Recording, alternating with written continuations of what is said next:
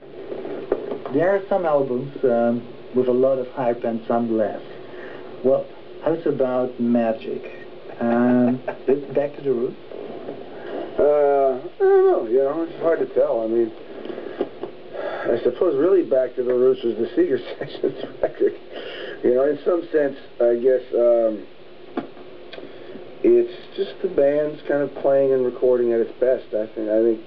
Roots in the sense that I kind of grew up on top 40 radio at a time when there was an enormous amount of not just popular music, but great music on it, when literally a lot of the best music of the day was featured on top 40 radio.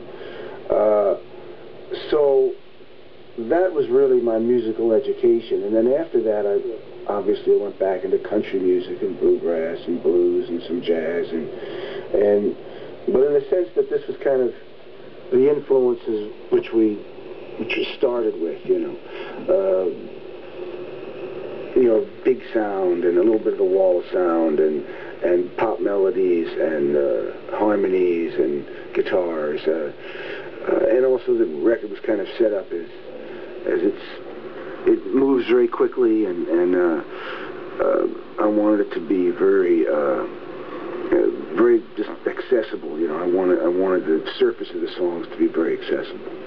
What motivates you to write new songs? I'm just always curious what's going to happen next, you know. It's like, really, it's just, I think it's curiosity, and the fact that I still get the same punch out of it that I got when I was 15 or 16 and came up with something new, or there's something missing that I want to hear, or there's something that I, want to hear myself do, or there's in this record, I wanted to hear those big pop productions, but I also wanted to talk about what was going on in America and what it was like to be an American citizen during the past 5 or 6 years. So those are things that continuously motivate me, and then the great motivating factor is when you finally come out on stage and you're armed with your new ideas and new material, and I have what I feel is the greatest band in the world alongside me. Then I look into somebody's face, and I just you feed off that conversation, and it happens very instantaneously. So it's just I need to do it like someone is hungry, It's not even it's a primal need for me. Is that a magic moment, if you can see in the eyes of the people? Well, it's the nice thing about the job that we do, other than which would be different, say, from a film actor, or perhaps a theater actor gets a similar thing, is the immediacy.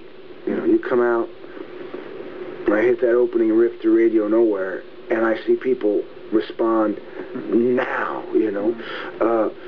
You see, I get lifted, and you see people get lifted instantaneously. That's really, music. It's an enlivening process. It's a process in which you enliven someone's body and physical self.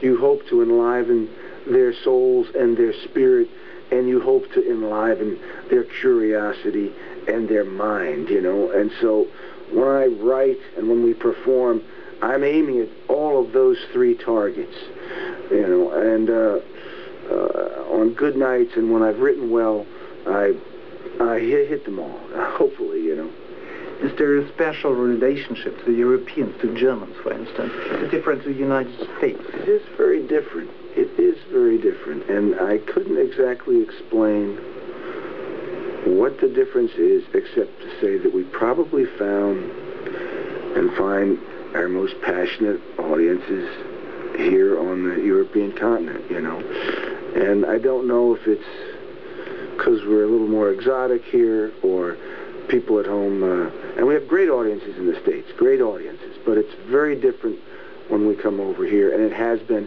for a very, very long time. There's a level of fidelity, raw passion, youth, we get a lot more youth over here than we get in the States. We're just starting to get young people in the States now, you know, on this last tour or two, you know, back again. So that's nice. But here we've had them all along, you know. I'll go out tonight and there'll be, you know, there's always a new stretch of 15-year-olds or 20-year-olds who couldn't have been here even on the Rising tour, much less before then. So that's very exciting, and you know, there's still the fascinating moment of coming so far from home and singing in another language and receiving that kind of passionate response, you know. And also, it may be that my ideas have more of a home over here than they do in a lot of big parts of my own country right now. So I think that may have something to do with it also, you know. Bruce, I have to ask this question because I'm 49, you are 58. Yes, I am. Are you still on fire? You'll have to tell me. You have to ask my wife. Patty will tell you.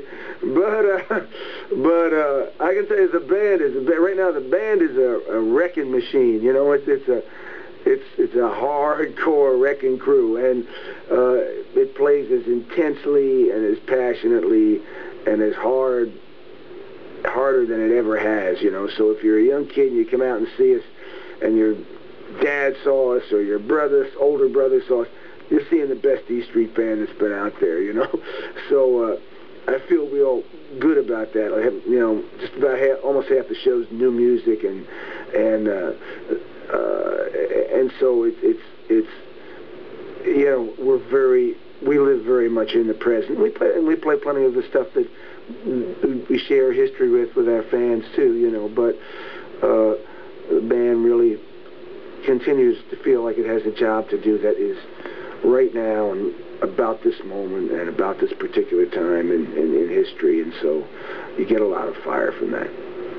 If you could travel with a time machine, that's all children dream. Okay. In what age would you stop? In the 70s, in the 80s, in the 90s, or it's not? I wouldn't stop yet, you know, because I wouldn't want to not know what I know now. And physically, I'm still very fit, so I'm not missing. Like, I don't feel like, gee, I don't have the energy I had when I was 35. I don't feel like that yet, you know. Maybe someday, but not right now, you know. So I'm not missing the physical part of why people tend to think they may want to be younger. And I would miss terribly the mental development very badly. I wouldn't want to let that go for nothing, because that's you know, hard to come by, and the price is high for mental maturation, you know. So I wouldn't really want to be, you know. And the band really was playing I believe was playing the best it's ever had. We had fun all along. I mean, you know, the band's I think it's been great since it started, you know.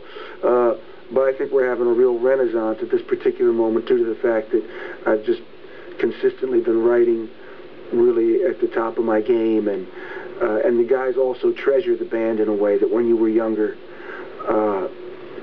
you know, you could take for granted. When you're younger, you think it's always going to be there, and the crowd's always going to be there, and it's always going to go on. And the nice thing about the age we're at is you realize miles to go before we sleep, but, you know, let's enjoy this right now, you know. So is magic a political statement? You asked the question, in which country do you want to live? Would I want to live? Well, I guess, you know, I enjoy living in America because of what I've drawn from it, you know, and it was a big place, and it gave me a lot of big ideas and big dreams, and I've lived through many big problems, you know, the civil rights era. I was a teenager. I've lived through a lot of pretty tragic historical moments by the time you're 58, you know. But I've drawn a lot of sustenance from American life and American people.